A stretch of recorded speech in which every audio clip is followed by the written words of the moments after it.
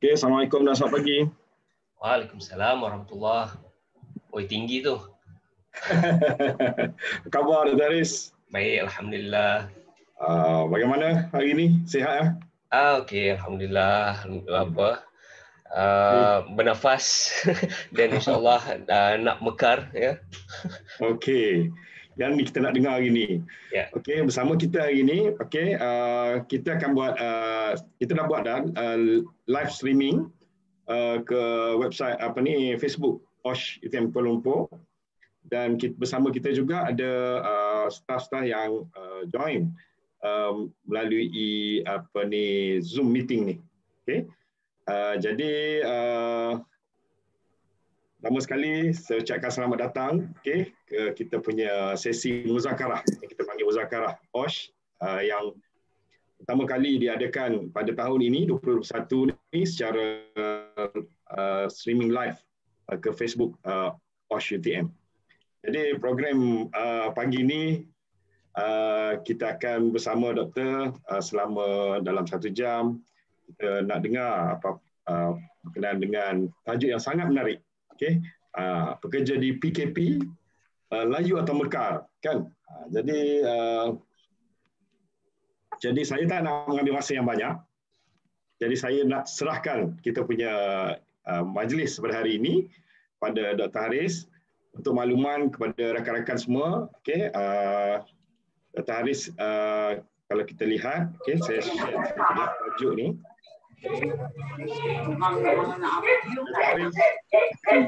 Akan berkenaan dengan pekerja sepanjang PKP, layu atau mekar. Okay. Jadi Dr. Haris ini pensyarah kanan di Jabatan Psikologi Pendidikan dan Kaunseling. Jadi Fakulti Pendidikan Universiti Melaya. Jadi tanpa melengahkan masa, saya akan terus beri ruang untuk sesi Zoom ini pada Dr. Haris, dan saya akan jadikan Dr. Haris sebagai host untuk untuk share. Boleh share screen. Yes. Okey. Silakan Dr. Okey, terima kasih Dr. Syazli. Assalamualaikum warahmatullahi wabarakatuh. Selamat pagi semua.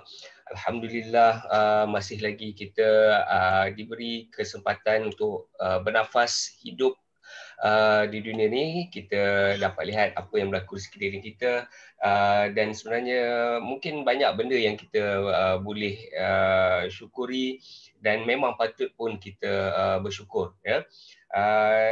Dan saya minta maaf lah sebab latar belakang ni tak secantik yang Dr. Syazli punya. Rupanya saya tak boleh nak pakai virtual background. Kalau dalam Google Meet boleh, tapi Zoom ni tak boleh pula. Mungkin ada sesuatu tak berapa kenalah dengan komputer saya ni. So inilah suasana working from home bagi saya, ya. Anak-anak 2 orang di living room sedang belajar, dan seorang ada di taska, ya. Jadi kepada tuan-tuan dan puan-puan yang ada di Zoom ataupun yang sedang di Facebook live, selamat datang, dan saya mengucapkan terima kasih kepada pihak pengajar kerana menjemput saya. Dan bila saya tengok balik jemputan ni, dan daripada apa yang Dr. Syazli sebutkan tadi, rupanya ni siri yang pertama untuk tahun ni. Jadi saya terharu pula lah jadi speaker yang pertama untuk program muzakarah OSH UTM KL, ya. Okey, jadi insyaAllah dalam masa kurang daripada sejam saya akan berkongsi tentang perspektif psikologi berkaitan dengan flourishing, satu istilah dalam psikologi positif yang merujuk kepada kemekaran, ya. Jadi kalau ada apa-apa pertanyaan, saya rasa kita boleh bertanya, tapi saya pun tak pasti sama ada yang Zoom ni. Saya rasa kalau nak bertanya boleh unmute mikrofon. Kalau di Facebook Live tu saya tak pasti macam mana. Mungkin boleh contact organizer kalau ada apa-apa pertanyaan, ya. Di Facebook Live kita akan collect melalui komen. Komen itu kita akan letak di sini. Okey, okey, excellent. Jadi kalau ada yang apa soalan-soalan ini kepada yang menonton di Zoom lah ya. Kalau ada apa-apa soalan boleh secara direct sajalah, tak perlu tunggu di hujung. Tapi yang daripada Facebook tu mungkin kita apa jawab di hujung sesi towards the end ya. Okey. Jadi bagi yang berminat dengan psikologi ataupun memang ada kecenderungan untuk membaca tentang psikologi mungkin pernah pernah um, mendengar tentang psikologi positif ya. Jadi ini formula ringkas apa yang saya nak kongsikan dengan tuan-tuan dan puan-puan ya. Dalam psikologi sebenarnya banyak ceritanya lah ataupun ada banyak teori, ada banyak modelnya, tapi yang kita nak tengok pada hari ini ialah bagaimana sesuatu stresor menghasilkan kesan yang baik ataupun kesan yang buruk kepada manusia. Stresor ni kita mungkin lebih biasa dengan apa istilah stres. Stresor ni sebenarnya apa-apa yang kita boleh menghasilkan kesan stres ya. Dan kita juga kena lihat bagaimana kita beradaptasi, apa tindak balas kita apabila kita berhadapan dengan sesuatu stresor. Ada orang apabila nampak kek, cheesecake lah sebagai contoh, ya, tingkah laku dia ialah menghampiri cheesecake sebab dia rasa itu adalah sesuatu yang baik. Tetapi ada juga orang yang bila dia nampak kek, dia rasa stres sebab pada dia kek tu sesuatu orang kata cobaan ataupun satu bentuk temptation, sedangkan dia sendiri tak digalakkan untuk makan kek ya. Mungkin sebab dia ada masalah kesihatan ataupun ada masalah lactose intolerance ya kalau cheesecake tu. Jadi bagaimana kita beradaptasi, bagaimana kita bertindak balas terhadap apa yang berlaku di sekeliling kita. Ya, jadi saya rasa kita dah ada 22 orang dalam Zoom meeting ni. Mungkin saya nak minta lah sebelum saya sambung dengan seterusnya. Ya, saya minta tuan-tuan dan puan-puan cuba ambil pen ataupun pensel dan juga kertas. Ya, dan cuba duduk dengan tenang. Ya, dan senaraikan 3 perkara yang tuan-tuan dan puan-puan rasa alhamdulillah, syukur ataupun rasa berterima kasih. Apa 3 benda yang rasa seronok ataupun yang rasa gembira untuk difikirkan, untuk dialami ataupun untuk dirasai. Cuba kita sama-sama buatlah, tulis 3 perkara dahulu. Ya, 3 perkara je, tak banyak. Ya. Jadi kalau ada yang nanti mungkin nak share, boleh bersuaralah. Saya pun nak dengar juga suara tuan-tuan dan puan-puan ni. Ya. Okey, jadi kalau yang di Facebook tu mungkin nanti saya boleh tengok jugalah apa kisahnya di Facebook. Apakah 3 perkara yang tuan-tuan dan puan-puan rasa seronok ataupun rasa alhamdulillah dah dapat 3 perkara ni. Ya. Tadi awal-awal tadi saya dah cakap dah, alhamdulillah kita masih bernafas kan. Jadi itu satu. Yang tu kalau boleh fikir yang selain pada tu lah.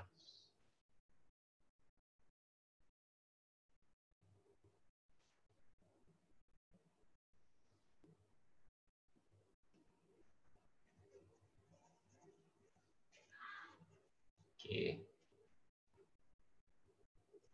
Kita bukan buat esei, kita buat 3 point saja. Ya.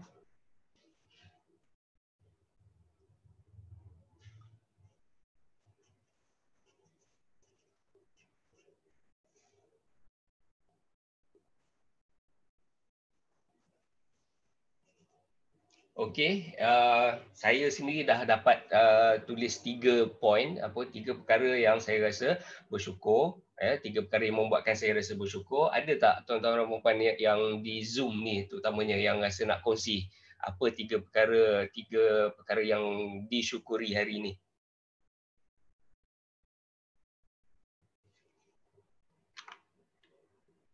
Ada lagi di waiting room ya. Saya pun tak pasti macam mana sebab saya pula saya jadi host ni, siapa yang nak membenarkan mereka masuk? Admit all. Admit all nanti. Admit all. Ada lagi.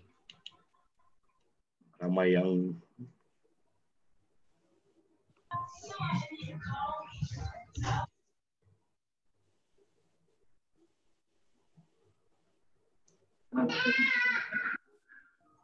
Ya, ada lagi, dua lagi. Okey.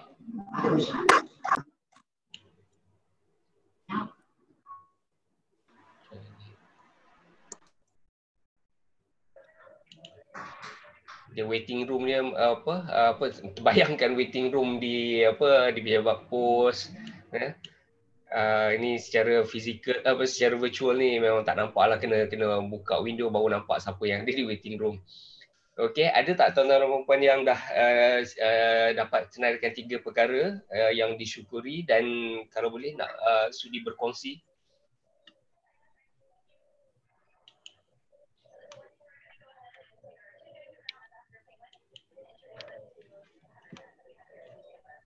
Kalau kongsi boleh dapat markah tambahan ke Dr. Shazli? kita bagi cepat sikit sijil dia. Bagi cepat sikit saja. Apa keutamaan untuk mendapat sijil?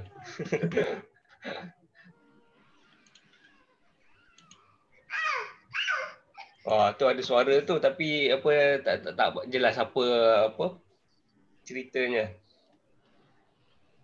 Okey, sebagai contohlah saya sendirilah mungkin ada apa halangan teknikal ya. Saya sendiri satu bersyukur kerana saya dipilih oleh pihak UTM-KL untuk menjadi speaker yang pertama bagi siri muzakarah ya, untuk tahun 2021. Okey, Encik Osman, macam mana raise hand ni? Saya pun sebenarnya lebih biasa Google Meet, sorry ya. Tadi ada orang angkat tangan, saya pun dah mana pergi angkat tangan tadi. Cik Osman Ibrahim, boleh cakap je. Unmute je.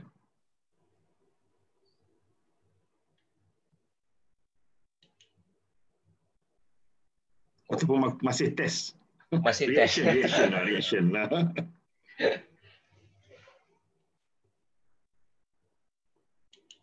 Itulah saya minta maaf sebab dengan Zoom ni ada yang basic tu saya boleh lah, tapi bila ada orang angkat tangan dan sebagainya, mungkin saya lambat sikitlah nak bertindak balasnya tu.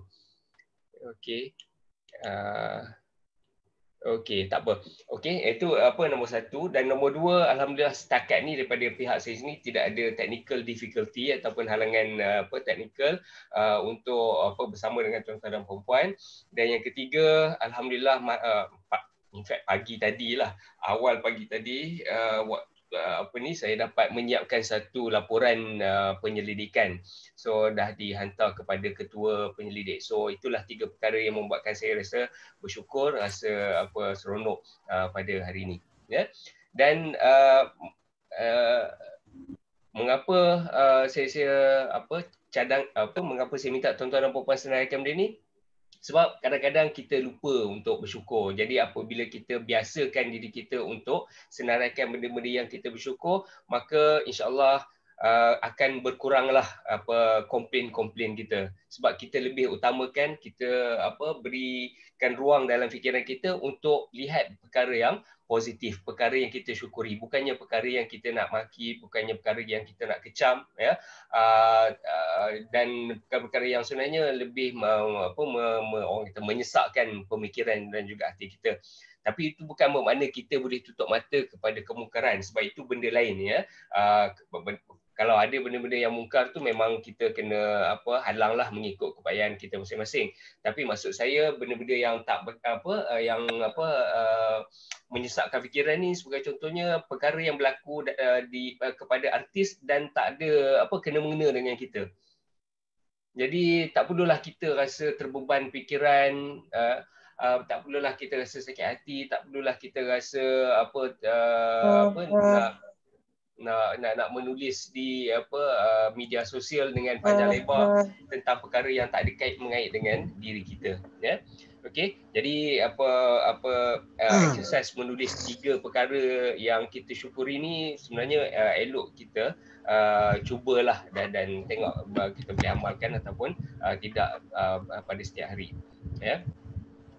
Okey. Jadi kepada yang baru join, selamat bertemu ya, walaupun tak nampak muka, tapi ada yang dah nampak dah ni. Ada yang on kan video dia. Ya. Okey. Sorry. -3 is -1, so negative. Okey. Okey. Dalam psikologi positif ni yang saya memasukkan dengan layu ataupun Mekar ni, sebenarnya dia merujuk kepada 5 perkara ni. Dia merujuk kepada 5 perkara. Ya. Yang pertama ialah emosi yang positif, yang kedua engagement, yang ketiga relationship, keempat meaningfulness dan kelima accomplishment ya. Jadi apa singkatannya ialah PERMA, PERMA ya, PERMA. Tapi gambar ni jangan gambar ni tak ada bermakna sangat lah ya. Gambar ni, gambar cincin ni seolah-olah saya menggalakkan orang untuk bertunang ya. Yang ni bukannya yang dimaksudkan dengan engagement ya. Engagement tu mempunyai maksud yang lain yang insya-Allah kita akan lihat satu persatu. Okey.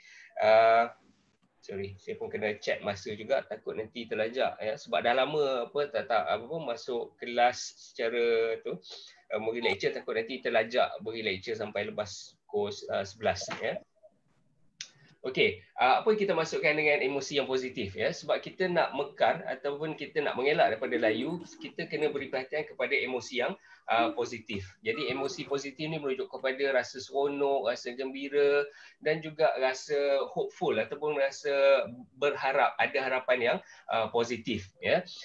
Dan dalam istilah psikologi positif ni kita panggil optimism ataupun optimisme ya. Jadi kita fikir sesuatu yang baik tentang perkara yang kita dah lalui, perkara yang kita lalui sekarang dan juga perkara yang kita jangkakan akan datang.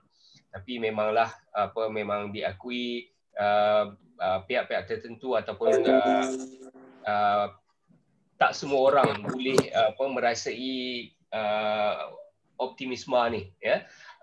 Sebagai contoh, apabila diumumkan PKP 2.0, Allahu Akbar, ramai yang rasa dah terbayang dah kesusahan yang dilalui semasa PKP 1.0. Masuk subjek kedua pun dah tak nak belajar lah. Ya betul. Fokus betul belajar. Okay. Itu menang. Itu contohlah Telefon ya. idea tak boleh tengok. Pertindihan antara kerja dan juga persekolahan anak-anak kan ya. Macam saya cakap tadi lah, anak-anak nak bekerja, nak bersekolah di rumah, yang mak dan ayah nak bekerja ya. Ada chat tak? Okey.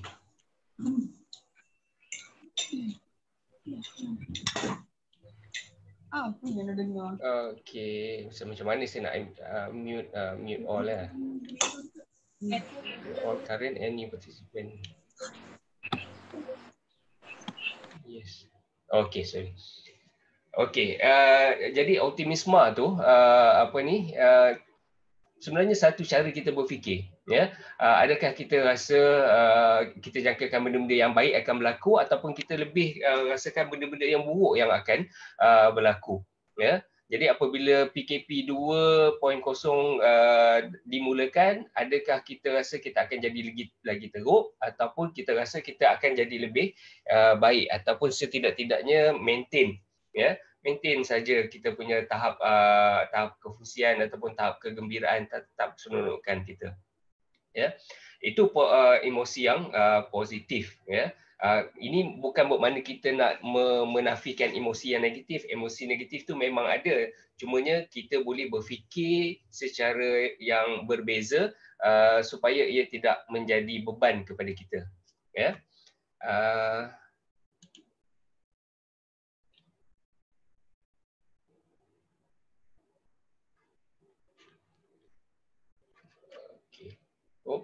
E pula engagement ya.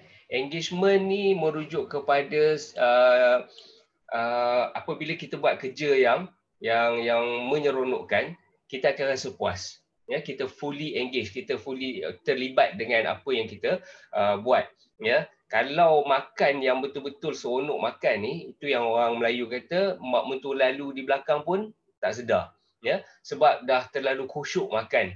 Ya, terlalu sangat enjoy dengan aktiviti yang dilakukan. Ya, kalau orang yang hobinya memancing, sewaktu dia memancing memang dia akan rasa seolah-olah macam khayal ataupun khusyuk, ya, sebab memancing tu memerlukan dia menggunakan kemahiran dia dan juga menguruskan emosi dia, bagaimana nak sebab ada orang yang bila mancing dapat ikan dia rasa seronok. Tapi kalau ikan dah hampir naik ke bot ataupun dah naik ke darat tapi terlepas, jadi macam mana dia menguruskan emosi dia pada masa tu, ya. Jadi orang yang memang seronok memancing, dia dah tahulah bagaimana nak menguruskan kekecewaan apabila ikan besar terlepas, ya. Dan juga pengalaman yang khusyuk ni sebenarnya banyak melibatkan aspek pemikiran, khususnya kecerdasan ataupun kita punya intelligence, keupayaan untuk berfikir, ya. Jadi engagement ni penting juga sebab ia merujuk kepada sebanyak mana kita rasa terlibat dengan aktiviti-aktiviti yang kita lakukan. Adakah kita terlibat tu secara sepenuh hati, secara sepenuh jiwa dan raga, ataupun sekadar buat sahaja. Ya, kita boleh fikir ataupun kita boleh reflect. Kalau kita buat kerja di pejabat tu, ini tak kira lah sebelum ataupun semasa PKP kan, adakah kita buat tu buat sebagai seorang individu, sebagai seorang manusia yang boleh fokus dengan secukupnya, ataupun kita buat sambil fikiran kita melayang-layang, sambil kita tak ada rasa passion ataupun tak ada rasa seronok langsung nak buat tu. Orang kata tawar sangat nak buat kerja tu. Ataupun kita buat tu sekadar nak clock in dan clock out, ya. Kalau itulah ciri-ciri yang kita alami, maka mungkin tahap kemekaran kita tu tidaklah setinggi yang sepatutnya, ya. Okey. Jadi okey, kita tengok ada sambil-sambil klik tengok orang yang masuk daripada waiting room tadi, dah ada 80 orang lebih dah, ya. Jadi kalau sambil-sambil nak makan pun boleh juga, ya. Dan kalau ada kepada yang baru masuk, ya, kalau ada apa-apa soalan boleh tanya di sini, ya, di Zoom ataupun di Facebook. Okey, so engagement tentang keterlibatan kita dalam kerja-kerja yang kita lakukan, ya. Sebab itu kalau sembahyang pun bagi orang Muslim, sembahyang tu bukannya satu ritual semata-mata. Kita kena engage dari segi fizikal kita, ya, pergerakan fizikal dan juga hati dan juga pemikiran, ya. Barulah kita betul-betul dapat nikmat daripada ibadah sembahyang, ibadah solat, ya. Okey, yang ketiga R pula bermaksud relationship, ya. Jadi kita kena suburkan hubungan sosial yang sihat, ya, sebab ada juga hubungan sosial yang tidak sihat, ya. Jadi untuk mencapai tahap kemekaran yang tinggi, kita memang digalakkan ataupun kita memang disarankan untuk berinteraksi dengan orang lain, menggunakan emosi, ya, dan juga mungkin dari segi fizikal. Sebab itu ada macam aktiviti riadah yang ataupun aktiviti sukan secara berkumpulan ataupun ada physical contact. Sebenarnya itu pun satu perkara yang boleh membawa kebaikan kepada tahap psikologi kita ni, ya. Kalau kita lihat sebagai contoh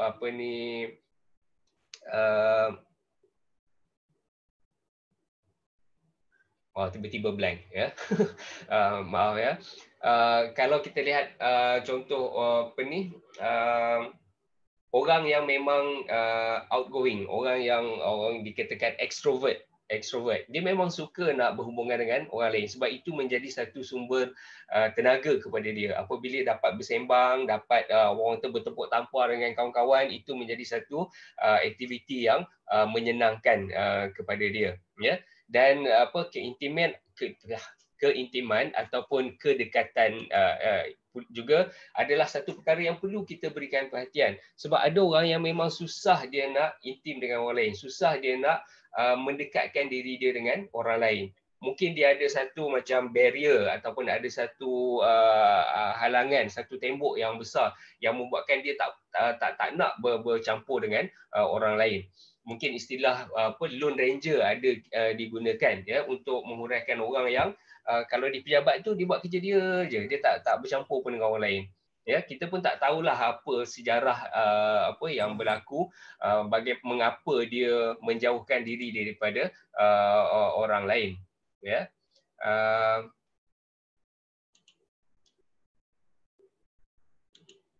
mengapa dia menjauhkan diri daripada orang lain. Ya, tapi setengah orang mungkin dia rasa benda ni senang untuk dia rapat dan juga orang kata mesra dengan orang lain. Ya, jadi orang yang mudah mesra ni tak semestinya bagus juga sebab kalau kita tengok balik poin yang pertama tadi, kemesraan itu mestilah dibina pada menggunakan dasar yang sihat. Kalau mesra untuk tujuan yang tidak sihat, maka itu adalah relationship yang tidak membantu, relationship yang tidak konstruktif. Ya.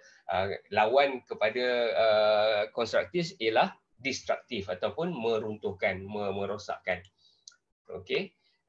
Kemudian kita dah P, positive emotion, E, engagement, R, relationship.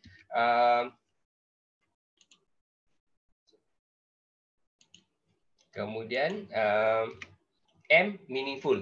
Ya. Meaningful ni maksudnya kita mempunyai tujuan hidup.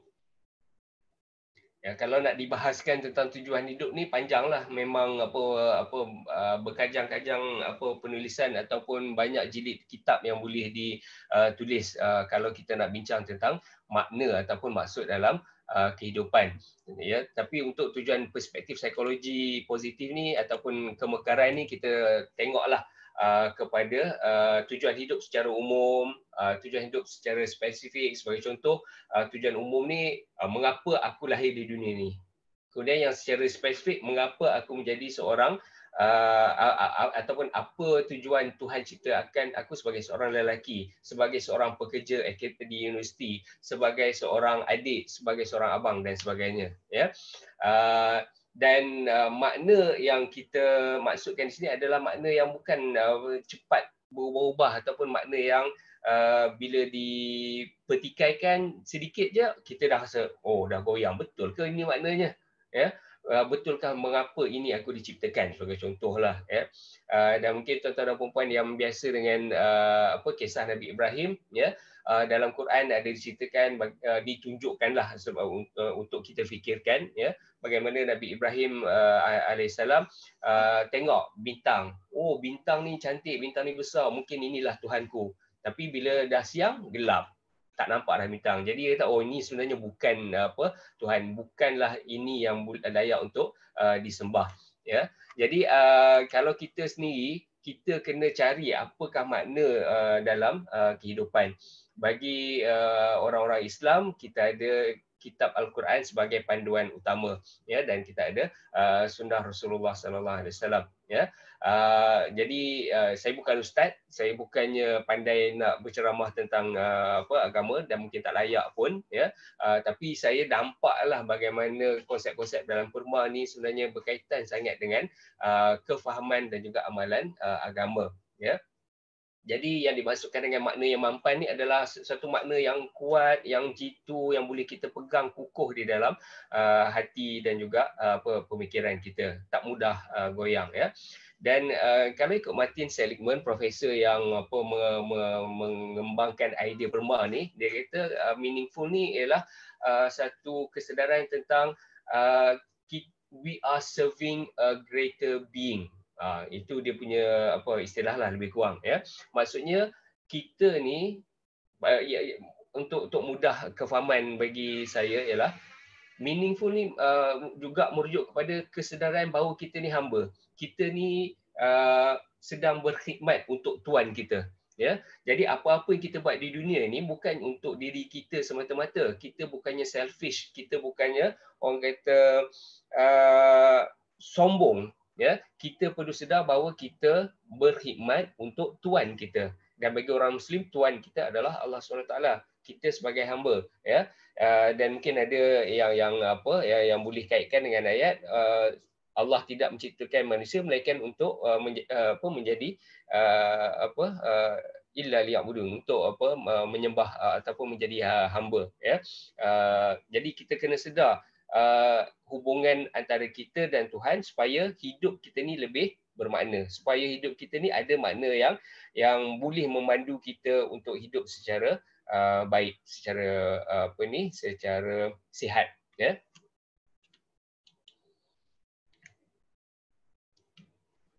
Okey, sikit lagi nak dapat 100 orang dalam grup Zoom ni, ya. Okey, meaningful. Okey. Dan A adalah accomplishment, ya. Accomplishment ni maksudnya cita-cita dan matlamat yang realistik, ya. Kalau ada yang bercita-cita nak menjadi Perdana Menteri Malaysia yang ke-9 tapi tidak berada di dalam parti politik, maka mungkin itu cita-cita yang tak realistik lah, ya. Ataupun ada yang cita-cita nak menjadi Vice Chancellor UTM tapi dari segi penulisan jurnal artikel pun jarang-jarang sekali, mungkin itu cita-cita yang kurang realistik lah, ya. Jadi accomplishment ni perlulah disandarkan kepada realiti semasa, ya, kepada kekuatan dan juga kelemahan kita, ya. Okey. Dan kalau kita kata accomplishment ni tak perlu merujuk kepada kita dapat anugerah di peringkat negara ataupun peringkat antarabangsa. Janji pencapaian tu adalah pencapaian signifikan kepada kita, ya. Mungkin selama kita dah hidup 20 tahun, 30 tahun, 40 tahun, kita tak pernah masak roti sebagai contoh. Kita dalam fikiran kita bila disuruh masak roti, kata tak reti lah, nanti yeast, kalau guna yeast roti tak naik, tak pandai nak uli, cepat penat tangan lah, apa semua nak mengundi roti tu. Jadi kita dah tanamkan fikiran bahawa kita tak mampu nak buat sesuatu. Jadi bila kita challenge diri kita, bila kita cabar diri kita dan kita dapat menghasilkan roti seperti mana yang kita nampak dalam gambar ataupun dalam buku resipi, maka itu boleh menjadi pencapaian yang signifikan kepada diri kita, sebab dia boleh mengubah persepsi kita terhadap diri sendiri. Bila kita dah nampak bahawa kita dah dapat hasilkan roti tu, kita rasa pandai juga aku ni, ya. Ataupun rasa dulu aku rasa tak boleh buat, rupanya memang boleh buat. Dan saya rasa begitulah juga yang dialami oleh ramai orang apabila dah tamat SPM sebagai contoh. Masa belajar form 4 dan form 5 rasa macam, ya Allah, apalah cikgu-cikgu ni ajar, macam tak boleh nak faham. Subjek sejarah tak boleh nak faham, subjek matematik pun tak berapa nak faham, ya. Sains pun bila buat uji kaji dan amal tak berapa nak faham. Tapi bila dah lepas SPM, bila tengok balik apa yang dipelajari, rupa-rupanya kata, senang je rupa-rupanya, ya. Jadi kita boleh mengubah persepsi terhadap diri kita sendiri apabila kita ada pencapaian yang signifikan. Dan kita juga patut mempunyai kebanggaan, rasa bangga terhadap diri sendiri, tapi bangga yang berpada-padalah, jangan bangga sampai menjadi takabur ataupun sampai sombong dan meninggikan diri serta merendahkan orang lain, ya. So bangga yang berpada ni maksudnya apabila kita dah capai sesuatu, kita pujilah diri sendiri. Janganlah orang kata puji secara berlebihan, ya. Dan saya perhatikan kalau di Facebook, ya, sebab kita pun ada rakan-rakan di Facebook live, ya. Di Facebook ada yang meletakkan posting ataupun tampalan yang berkaitan dengan pencapaian masing-masing. Okey, alhamdulillah hari ini dapat menjadi MC bagi majlis sebagai contoh, ya. Ataupun saya pun rasa lepas ni saya nak letakkan status dekat Facebook alhamdulillah dapat bersama-sama dengan warga UTM dalam sesi muzakarah secara online, ya. Kita acknowledge apa yang kita dah dapat, ya. Sebab mungkin ada seorang dia dengan diri sendiri dia pun kedekut nak puji diri sendiri, ya. Puji orang lain kedekut, puji diri sendiri pun kedekut, ya. Jadi saya rasa mungkin itu satu yang kita perlu fikir semula, ya. Mana yang baik, apa yang kita dah berjaya capai, kita kena beritahu pada diri kita sendiri, yes, this is what I have achieved. Ini yang kita dah dapat capai, ya. Cumanya kita kena kontraskan ataupun kita kena bandingkan dengan perbuatan sesetengah orang tu, bangun tahajud pukul 4 pagi, kemudian sambil zikir-zikir tu selfie, kemudian post kat Facebook, ya. Ada benda-benda yang kita kena sorok lah. Tak perlulah nak cerita semua, ya. Tak perlulah nak berkongsi dengan semua orang tentang apa yang kita capai. Sebenarnya kalau kita beritahu pada diri sini, wow, alhamdulillah, aku berjaya buat roti pada hari ini. Itu pun mungkin dah mencukupi. Janji kita raikan accomplishment ataupun pencapaian kita sendiri, ya. Okey. Jadi dalam masa mungkin dalam 20 minit lagi, ya. Saya tadi terangkan perma tu secara berasingan, ya. Tapi sebenarnya kelima-lima ni bukanlah berdiri secara berasingan, ya. Sebagai contoh, apabila kita berjaya mencapai sesuatu, of course kita akan dapat rasa emosi yang baik, ya. Ataupun bila kita mencapai sesuatu, kita dapat rasa khusyuk ataupun rasa khusyuk dalam membuat kerja tu boleh membuatkan kita mendapatkan pencapaian yang baik, ya.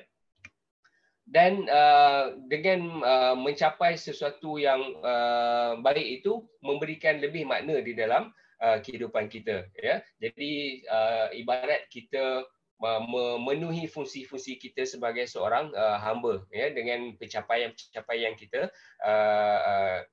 dapati itu, ya. Dan accomplishment juga mungkin boleh memperbaiki hubungan kita dengan orang lain. Sebab biasanya bila kita nak accomplish sesuatu, kita kena bekerjasama dengan orang lain, ya. Nak buat muzakarah bukan setakat shot seorang-seorang, ya. Kena ada audience, kena ada speaker, kena ada organizer, ya. Jadi accomplishment ini memperbaiki hubungan kita dengan orang lain, ya. Dan mungkin apabila kita nampak makna dalam sesuatu tugasan ataupun sesuatu perkara itu, dia menggalakkan kita untuk fully engage ataupun kita rasa terlibat dengan lebih sempurna, ya. Kalau orang yang tak nampak faedah memasak sebagai contoh, buat apa nak masak, ya. Sekarang ni Grab saja, Food Panda saja, penat-penat nak masak, nanti susah nak kemas dapur, nak cuci pinggan mangkuk semua. Dah tak jadi masalah dah kalau tak nak masak di rumah, ya. Jadi bila dia tak nampak maksud ataupun makna aktiviti memasak di rumah tu, mungkin dia kalau disuruh memasak dia tak akan fully engage, dia tak akan rasa seronok. Tapi orang yang nampak makna aktiviti memasak tu, dia akan rasa khusyuk, dia akan rasa seronok apabila dia terlibat dalam memasak, ya. Okey.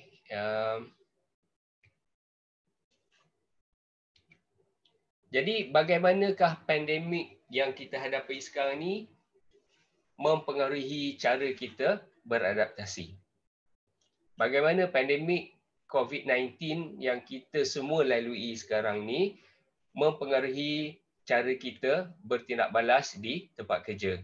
Adakah hasil daripada adaptasi ni kita layu ataupun kita mekar, ya? Jadi mungkin kita boleh bermuhasabah, kita reflect pada diri kita sendiri, adaptasi yang macam mana yang kita buat dan bagaimana kita menilai pandemik ni sehingga mencetuskan reaksi ataupun tindak balas yang positif ataupun tindak balas yang negatif, ya. Sebagai contoh, ya, ini kita fokus khusus untuk tempat kerja lah sekarang ya. Sebab tadi saya nak perkenalkan perma tadi, dan sekarang ni kita tengok bagaimana perma tu diaplikasikan di tempat kerja ya. Ramai yang terpaksa bekerja daripada rumah ataupun ada yang kehilangan kerja, ada yang turun gaji, ada yang terpaksa membuat kerja yang lain daripada apa yang dia biasa buat. Jadi apakah reaksi apabila kita ni terpaksa bekerja daripada rumah? Kita zoom in satu contoh ni lah ya, bekerja daripada rumah.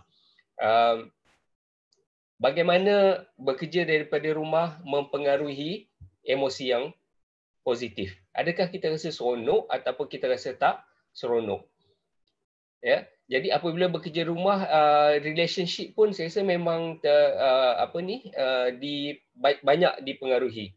Ya, di pejabat, terutamanya yang bekerja di pejabat orang kata open space, ya, memang tiap-tiap hari nampak kawan-kawan sekerja. Tiap-tiap hari mungkin check, hari ni kau bawa bekal apa? Ya, bawa bomboloni ke, bawa makaroni ke, ya, ataupun mi goreng ke, ya. Jadi seronok interaksi sosial di pejabat. Tetapi apabila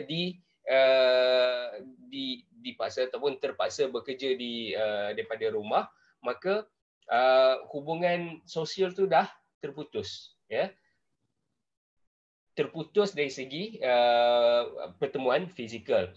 Ya, jadi kita belajar pula, kita terpaksa belajar macam mana nak meneruskan hubungan sosial tu secara online. Ya, jadi kita tak pernah dengar Zoom, dah belajar tentang Zoom masa PKP 1.0 hari tu. Ya, yang tak pernah guna Google Meet pun dah pandai guna Google Meet. Ya, dan sekarang ni yang rajin guna WhatsApp pun mungkin sekarang ni dah mungkin berfikir nak guna Signal ke, nak guna Telegram ke, nak guna Beep ke, ada tools ataupun alat-alat yang lain ya untuk berhubung dengan orang lain ya. Dan adakah kita masih lagi mendapat makna daripada apa yang kita buat? Sebab mungkin macam saya ya, pensyarah universiti,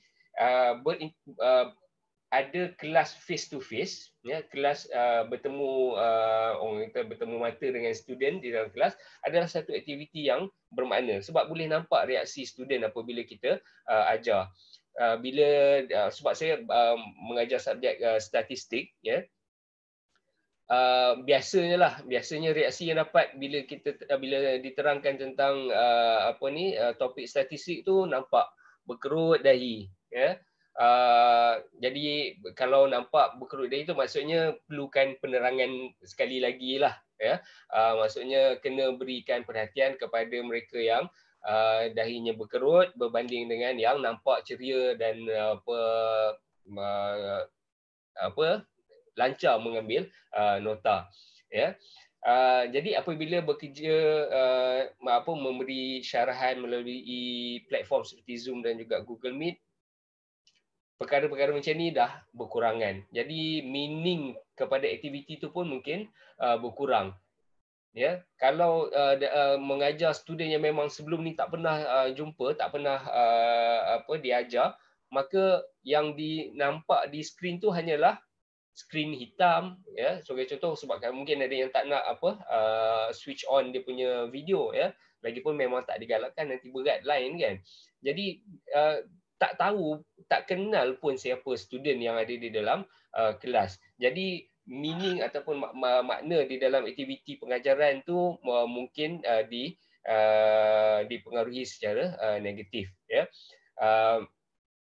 Jadi macam mana kita nak buat supaya kita kekalkan makna ataupun kita boleh dapatkan satu makna yang baharu pada aktiviti yang kita buat sepanjang tempoh PKP ni, ya. Sebab daripada stresor ataupun daripada pandemik tadi tu memang mengubah secara drastik dan juga mengubah secara komprehensif. Komprehensif maksudnya banyak orang yang terkesan, ya. sampai tak apa sebagai contoh sekarang ni darurat pun terpaksa wartakan ya. Tak pernah dalam situasi yang tidak melibatkan keselamatan awam, maksudnya perang lah, macam perang komunis dengan komunis dulu, memang ada darurat, tapi sejak tu tak ada darurat. Tapi sekarang ni kita semua terkesan dengan pandemik sehingga darurat terpaksa diwartakan ya, ataupun diumumkan ya. Jadi kesan pandemik ni memang komprehensif, memang menyeluruh dan besar ya. Dan mungkin sebab masa pun tinggal berapa kurang 10 minit, lebih kurang 10 minit lagi ya. Apa yang kita boleh accomplish dalam PKP ni? Ada yang mungkin janji siap kerja, janji dapat penuhi KPI, itu pun banyak minta diskaun daripada bos sebab susah nak capai KPI disebabkan halangan-halangan disebabkan PKP ya, perintah kawalan pergerakan ya. Jadi adakah kita berkompromi dengan standard pencapaian kita sendiri? Adakah kita merosot, maksudnya kita capai dengan pencapaian kita, dapat sikit pun jadilah sebab ini pun suasana PKP, takkan nak expect tinggi-tinggi kan. Mungkin itu pemikiran setengah orang. Ada pula orang fikirkan tempoh PKP lah nak capai sesuatu yang ekstra, sesuatu yang lebih ya. Dan memang ada orang yang dia nampak jadi lebih produktif apabila menghadapi PKP ya. Apabila orang terdesak untuk membuat penyelesaian masalah ya, mungkin dia dapat hasilkan penyelesaian yang kreatif ya. Jadi saya bagi contoh.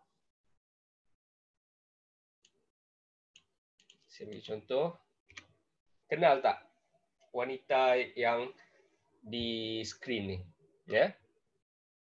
Kepada tuan-tuan dan puan-puan yang suka memasak ya, dan juga mengikuti perkembangan di media sosial, mungkin kenal lah ya, wanita ni dia menjadi viral, menjadi popular di YouTube channel, di saluran YouTube dia dalam tempoh PKP. Daripada memasak menggunakan peralatan yang biasa-biasa, dia dapat mampu beli dan juga ditaja dengan peralatan-peralatan memasak yang lebih mahal dan luar biasalah kiranya ya. Jadi dia mungkin boleh dianggap sebagai contoh yang baik, orang yang flourish ataupun orang yang mekar dalam tempoh PKP ya. Walaupun ada orang yang walaupun kita semua menghadapi kesusahan, tapi dia boleh melihat bagaimana dia nak bangkit, bagaimana dia nak mekar di dalam tempoh PKP itu ya. Tapi apa yang berlaku selepas kejayaan YouTube channel itu cerita lain lah ya. Saya nak highlightkan bagaimana beliau berjaya ya. Dan in contrast ataupun sebagai perbandingannya, ini sesuatu yang kita tak nak dengar sangatlah, tapi inilah yang berlaku. Dan in fact mengikut statistik yang ada saya baca, kes bunuh diri meningkat berbanding dengan tahun-tahun yang sebelumnya ya. Kes bunuh diri berlaku disebabkan ada orang yang tidak tahan, ada orang yang tidak mampu beradaptasi, ada orang yang tak mampu lagi nak menanggung stres disebabkan kehilangan kerja ataupun disebabkan hilang meaning, hilang relationship, hilang positive emotions ya. Jadi pada saya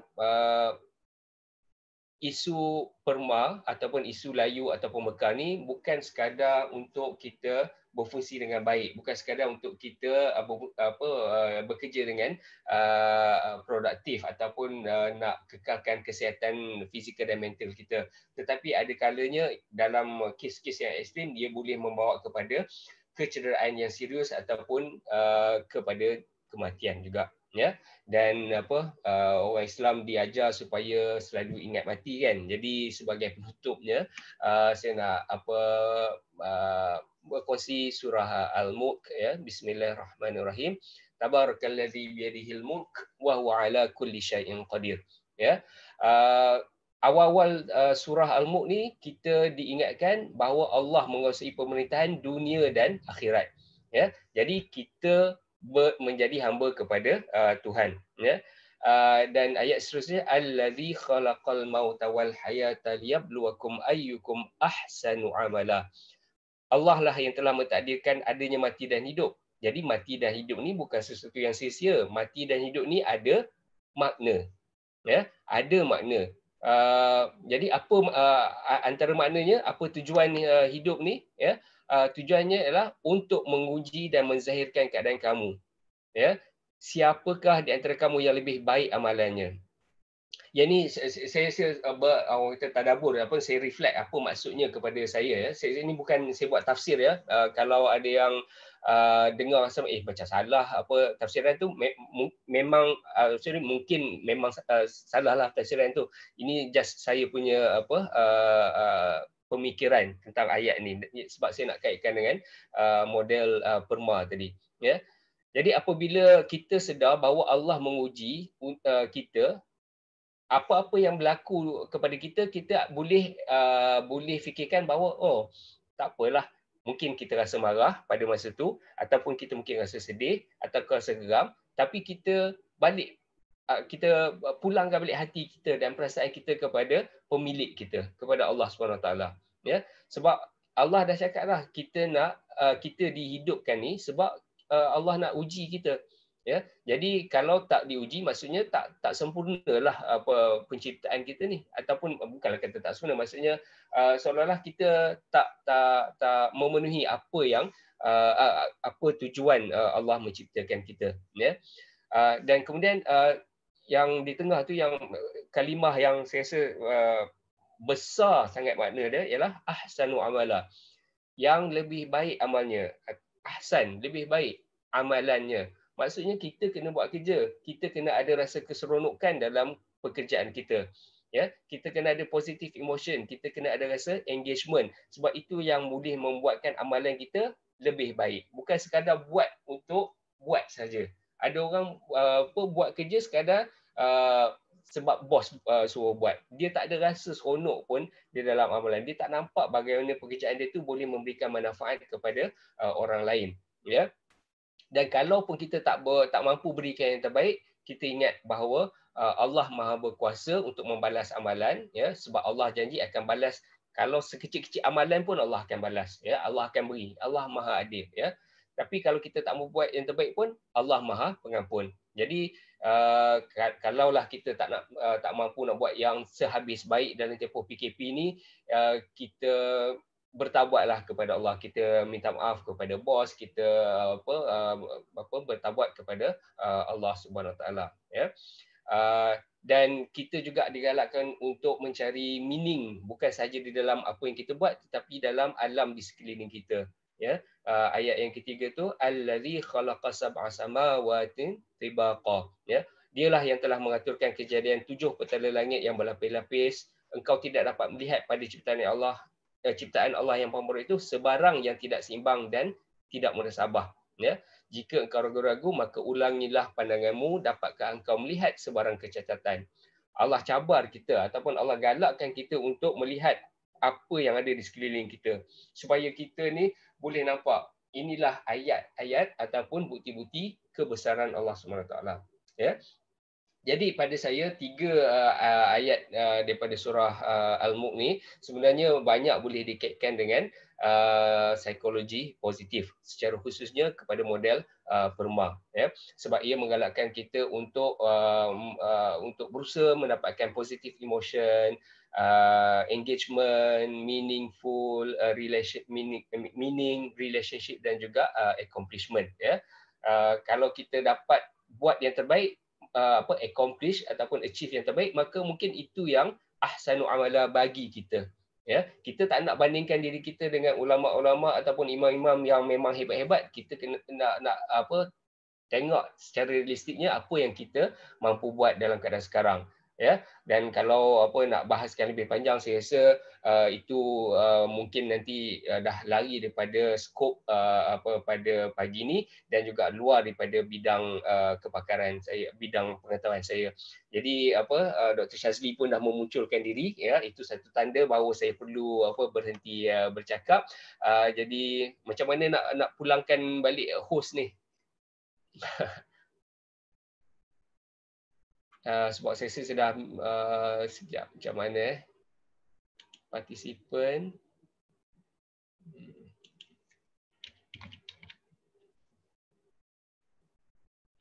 Oh, make host. Okey. Okey, saya dah pulangkan host kepada Dr. Shazli.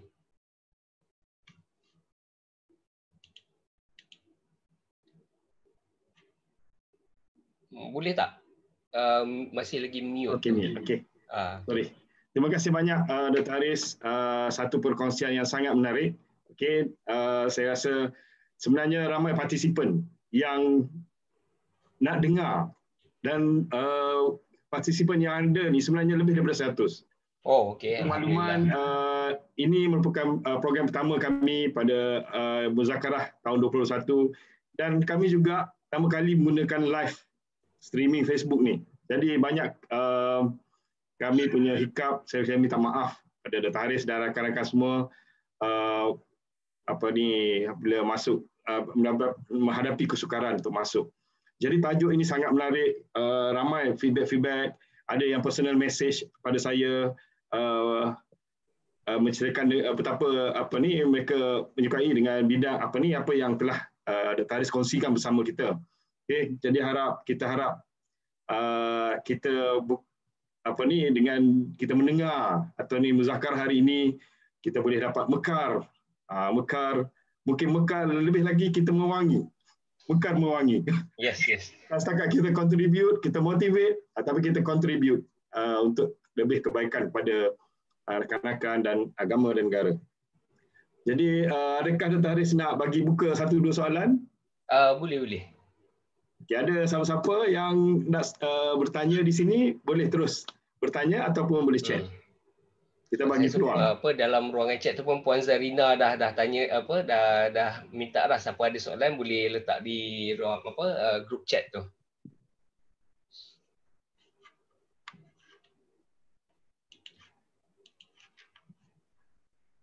Kita cuba buat program pada bila mula PKP dan kita tak tahu PKP ni akan mengambil masa yang panjang. Jadi perkongsian ini sangat menarik bagi saya dan rakan-rakan kami semua. Rakan-rakan atas perkongsian yang Dr. Haris bagi, kita harap kita boleh bertemu lagi lah. Bertemu lagi, sangat menarik. Mungkin ada kita tunggu ada pertanyaan.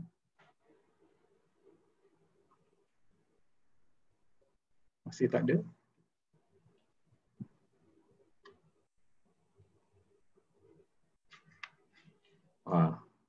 Malu kadang-kadang, dia ramai malu. Dia bila dah nak habis nanti, kita nak tutup, dia ada selalunya. Kalau dalam kelas memang macam tu. Tapi tak ada masalah. Doktor tengok di WhatsApp kata Izwan. Oh, okey. Ada WhatsApp. Okey, sorry.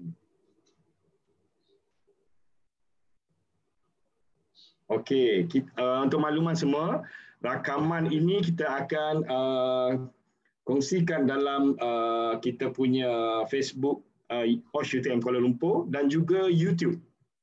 YouTube UTM KL. Jadi untuk manfaat kita semualah. Jadi ni feedback yang kami dapatlah. Okey, ada yang tak dapat masuk, dia nak tengok rakaman. Yang itulah personal komen lah, message yang saya dapat personal. Okey, ada satu soalan daripada Zayani. Kadang-kadang susah nak kekal positif. Ada tips untuk kekalkan positif time work from home, time PKP ni? Okey, terima kasih. Ini sekarang ni maksud positif ni pun boleh jadi negatif, ya. Dari segi penyakit kita tak nak positif, ya, tapi dari segi pemikiran, dari segi emosi kita nak positif, ya. Bagaimana nak kekalkan pemikiran yang positif dalam working from home. Jadi saya rasa kita exercise yang saya cadangkan tadi boleh dicuba, ya. Sebab kalau kita lalui kehidupan kita ni sehari-hari, dan kita tak, orang kita duduk dan juga fikir semula apa yang kita dah lalui. Mungkin kita tak sedar pun ada benda yang seronok ataupun benda ada yang positif yang kita dah lalui. Jadi apabila kita paksa diri kita untuk menulis 3 perkara yang saya syukuri hari ini. Jadi itu menggalakkan kita untuk kekal positif. Kita menyedarkan diri kita sendiri bahawa ada benda yang baik yang berlaku kepada kita, ya. Dan juga sebenarnya memanglah kalau sebagai seorang Islam, kita digalak sangat untuk bersyukur. Sifat bersyukur tu satu daripada sifat-sifat yang terpuji, ya. Dan kita cuba tengok juga ini, kalau dalam psikologi kita panggil cognitive reframing. Tapi ini boleh jadi satu topik lain lah, ya. Ada kawan saya yang memang selalu menulis dan juga membuat training tentang cognitive reframing ni, ya. Jadi sebagai contoh, ya, kita menghadapi sesuatu kesukaran yang membuatkan kita rasa down ataupun kita rasa sedih ataupun rasa marah, ya. Jadi kita boleh cuba fikir semula. Sebab itu dalam slide saya tadi saya letak stresor, kemudian penilaian. Penilaian tu menentukan apa tindak balas kita, ya. Jadi cara kita menilai sesuatu yang berlaku boleh membantu kita untuk kekal positif juga, ya. Jadi sebagai contoh, kena work from home, ya, terpaksa work from home. Jadi kalau kita nak pandang dari segi negatifnya, memanglah kita rasa negatif sebab kita tak boleh nak buat kerja seperti biasa, tak dapat jumpa kawan-kawan di pejabat, ya. Mungkin juga ada yang tak tahulah, ini contoh je lah, gurau-gurau je kan. Mungkin ada yang baru beli pulut dakap letak kat tangan, tapi tengok-tengok kena work from home, tak boleh nak tunjuk pulut dakap tu kat kawan-kawan tempat kerja, ya. Tapi kita cuba fikirkan juga di mana positifnya dalam situasi yang kita hadapi, ya. Jadi kita cuba cari. Kalau kita tak cari dengan sengaja, mungkin kita takkan jumpa, ya. Jadi kita kena fikir. Sebagai contoh, kalau tak pergi work from home, kalau tak pergi kerja di pejabat, kita tak perlu menempuh jam. Itu satu yang positif kan, ya. Dan kita ada lebih masa dengan ahli keluarga.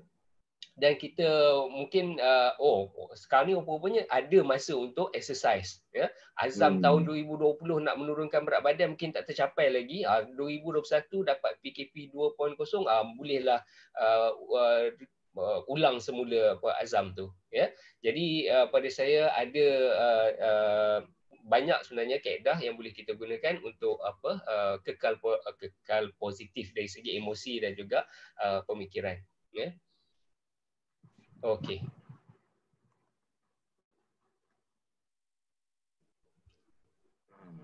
Saya rasa itu kot. Tak ada lagi nampak apa soalan di group chat ni. Ya, tak ada dah. Okey. Okey, Doktor. Jadi sekali lagi, okey. Yes, kita harap, okey, ini OSH, kita harap staf-staf UTM Kuala Lumpur terutamanya, okey, kekal positif di masa PKP ini. Memang cabaran kita ini kita tak tahu berapa lama, kan. Tetapi bila kita kekal positif, kita mengambil tips. Saya tertarik dengan tips yang Dr. Haris kongsi pada pagi ini. Bila kita bertanya 3 perkara yang boleh kita boleh kekal positif. Awal-awal pagi kita fikir benda-benda macam ni, 3 objektif nak selesaikan pagi ni, kita akan cuba capai. Setiap hari kita akan meningkat. Sebab kita nak, ya, kita faham bahawa kita perlu tengok hari esok lebih baik daripada hari ini, dan hari ini lebih baik daripada semalam. Jadi insya-Allah bersama-sama kita nak mekar semua, mekar mewangi. Okey, setakat tu saja dulu. Terima kasih sekali lagi kepada Dr. Haris dan terima kasih kepada rakan-rakan semua yang sudi bersama-sama kita pada pagi ini. Insya-Allah kita jumpa lagi dalam Muzakarah OSH 2021 yang akan datang. Okey. Terima kasih banyak. Assalamualaikum warahmatullahi wabarakatuh. Waalaikumsalam warahmatullahi wabarakatuh. InsyaAllah.